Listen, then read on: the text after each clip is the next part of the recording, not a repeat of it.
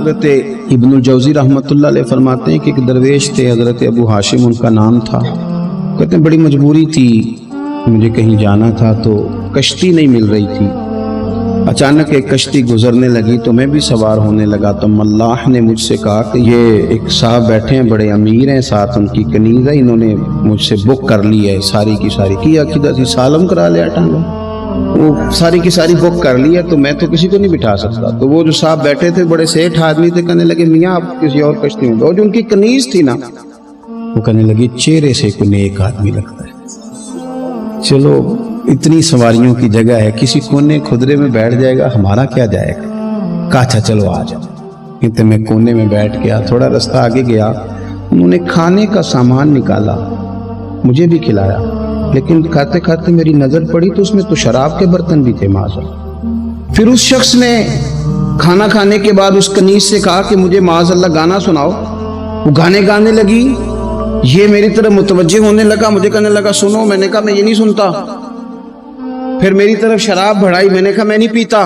تو کہنے لگا تو کیا سنتا ہے، تو کیا سنتا ہے. تو کہنے لگے میں سناؤں کیا سنتا ہوں. کہا سنائیے. فرماتے میں نے قرآن پاک پڑھنا شروع کر دی. کچھ لوگ، میں آپ کو یقین سے کہتا ہوں، کچھ لوگ ایسے ہیں جن کی زندگی دور گزر گئی ہے مسجد سے، انہیں کو بندہ چاہیے جو تھوڑا سا جا کے پیغام حق سنائے.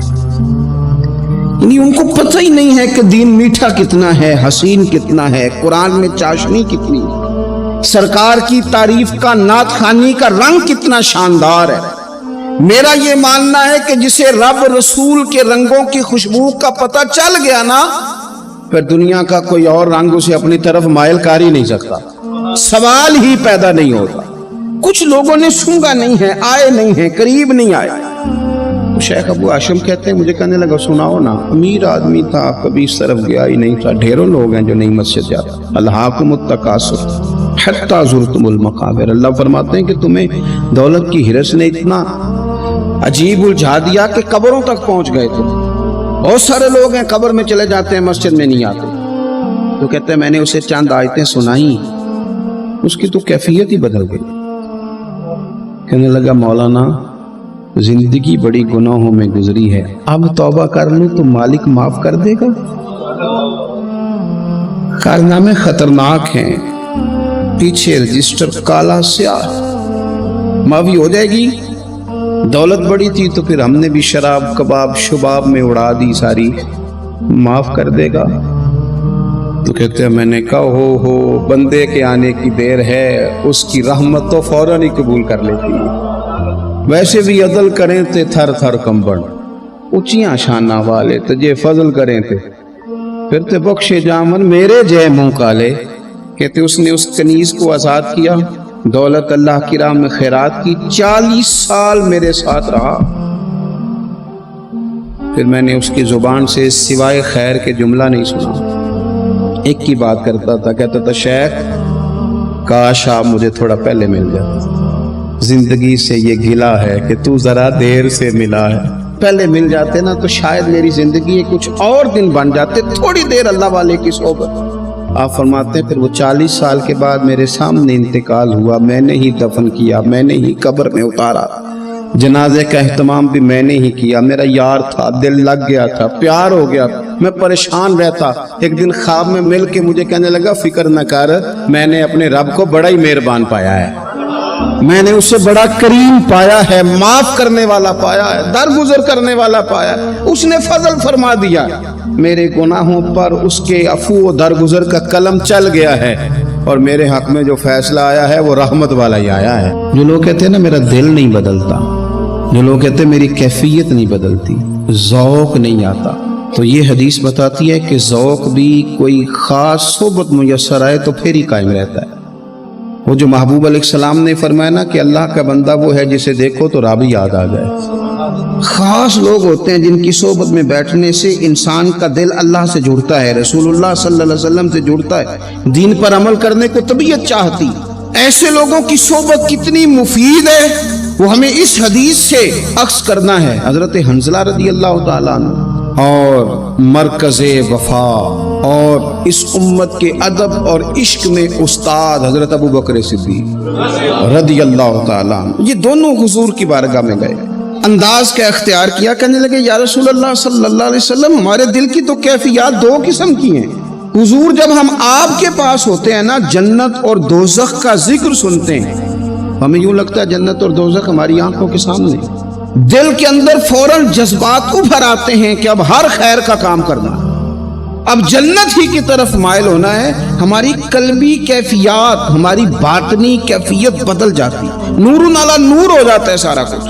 لیکن حضور جب ہم آپ کی بارگاہ سے اٹھ کے گھر جاتے ہیں، بال بچوں کے پاس جاتے ہیں، تو پھر وہ حال نہیں رہتا۔ یا رسول اللہ صلی اللہ علیہ وسلم یہ کیا ہے؟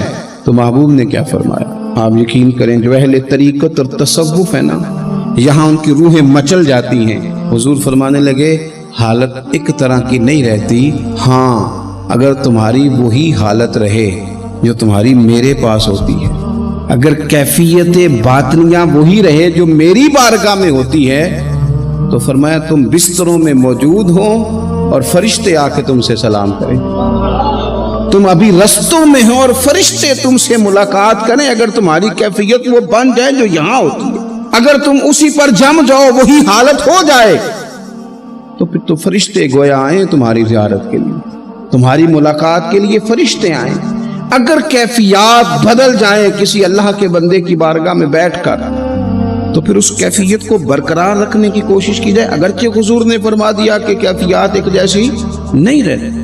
اور چلو میرے بھائی تھوڑی دیر کے لیے ہی صحیح، جتنی صحبت میسر آئے، شاید اسی لیے امام اعظم ابو حنیفہ رحمۃ اللہ علیہ کی عمر 60 سال سے زیادہ تھی، تو کسی نے پوچھا حضور کتنی عمر ہے؟ فرمایا عمر ہے 3 سال۔ حضرت آپ تو علم، عمل، روحانیت، معرفت کے شاہ سوار ہیں، تو ساری داڑھی سفید اور آپ کہہ رہے ہیں 3 سال۔ فرمانے لگے عمر وہی 3 سال ہے جو امام جعفر صادق کی خدمت میں گزر گئی۔ وہ کیفیات جو ان کی بارگاہ میں رہتی تھیں، وہ انداز جو ان کی بارگاہ میں رہتا تھا، جو ان کے پاس ہوتا تھا، وہ پھر کہیں اور میسر ہر مشکل دی کنجی یارو ہاتھ مرداں دے آئی۔ اور مرد نظر کرے جس ویلے، اوئے ہوئے، مرد نظر کرے جس ویلے، مرد نظر کرے جس ویلے، پھر مشکل رہے نہ کائی۔ وہ جو کیفیات ہے نا اس وقت کی، ان کو رب کا بندہ ملے اور انسان اس کی صحبت میں بیٹھ کے اپنے رب کو یاد کرے، رسول کریم کی محبت میں مچلے، تو پھر وہ لمحے اتنے قیمتی ہیں کہ وہ زندگی سنوارنے کے لیے کافی ہو سکتے ہیں۔ ایک صحابی تھے، نبی پاک صلی اللہ علیہ وسلم ایک جہاد پہ گئے تو وہ صحابی آئے، کالا کلوٹا رنگ، اور کچھ بیمار تھے تو جسم سے بدبو بھی آتی تھی، میرا روپ بھی نہیں تو میرا رنگ بھی نہیں، مینو یار منان دا ٹنگ بھی نہیں۔ بکریاں چرایا کرتے تھے، تو کسی نے کہا کہ وہ محبوب آئے ہوئے ہیں جو اعلان نبوت کرتے ہیں، تو کہتے میں اپنی بکریاں لے کے اس طرف آ گیا جہاں محبوب تھے۔ جب میں پہنچا تو اللہ کے رسول ایک چھوٹے سی پہاڑی تھی اس پہ بیٹھے تھے، میں دور کھڑا ہو گیا، میں نے کہا آپ ہیں وہ جو کہتے ہیں میں اللہ کا رسول ہوں؟ تو کہتے ہیں محبوب نے فرمایا دور کیوں کھڑے ہو، نیڑے آؤ میں بتاتا ہوں میں ہی اللہ کا رسول ہوں۔ تو کہتے ہیں میں نے کہا نہیں، میرے جسم سے بدبو آتی ہے، مجھے تو میرے اپنے پاس نہیں بٹھاتے، پسینہ آتا ہے تو بدبو نکلتی ہے، حضور میں نہیں قریب آتا۔ کہتے ہیں محبوب اٹھ کے کھڑے ہوئے، حضور قدم آگے بڑھاتے تو میں پیچھے بڑھاتا، حضور آگے میری جانب چلتے تو میں پیچھے ہوتا۔ فرماتے محبوب تیز دوڑے اور میرے قریب آئے تو نبی پاک علیہ السلام نے مجھے بغل گیر کر لیا۔ جب محبوب پاک علیہ السلام نے مجھے سینے سے لگایا اور کالا سیاہ میرا ماتھا اور اس پر پسینہ اور بدبو، کہتے ہیں محبوب نے جب میرے ماتھے پر بوسہ دیا تو میرا چہرہ بڑا کالا تھا پر میرا دل سارا نور سے معمور ہو گیا، اور میرے اندر سے آواز آنے لگی یہ جھوٹے نہیں، یہ اللہ کے سچے رسول ہیں۔ فرماتے میں کلمہ پڑھ گیا۔ محبوب سے کہا حضور بکریوں کا کیا کروں؟ فرمایا جس کی ہیں ادھر ہانک دے وہ لے جائے۔ کہتے ہیں بکریاں چلی گئیں، میں نے کہا میرے لیے کیا حکم ہے؟ تو حضور نے فرمایا یہ تلوار ہے، وہ گھوڑا ہے، وہ میدان ہے، جہاد کر۔